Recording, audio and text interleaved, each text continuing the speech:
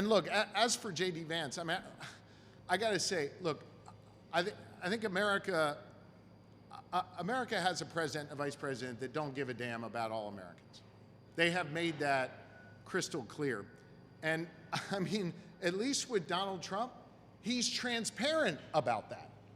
JD Vance is a total phony. And let me explain why. JD Vance rose to some prominence by writing a book about growing up in Appalachian, where there's a whole lot of people who get snapped. He made millions of dollars on the backs of telling their stories, and then he turned his damn back on those very people who he likes to write about and claim as his own.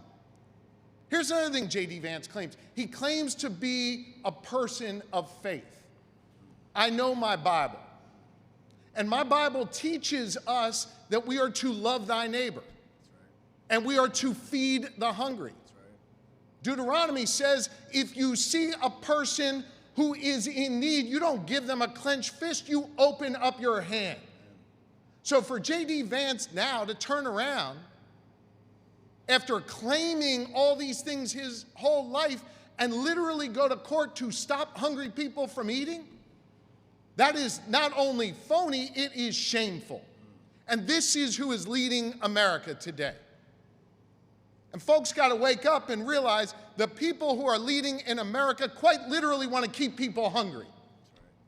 And you'll excuse me for getting emotional about it, but when I see hungry people in my state who are hungry because of JD Vance's bullshit politics, that makes me angry. And that's why I went to court. And that's why we're funding SHARE. And that's why we're putting dollars back on people's SNAP cards, because that's what the people of Pennsylvania deserve, and America deserves better than JD Vance.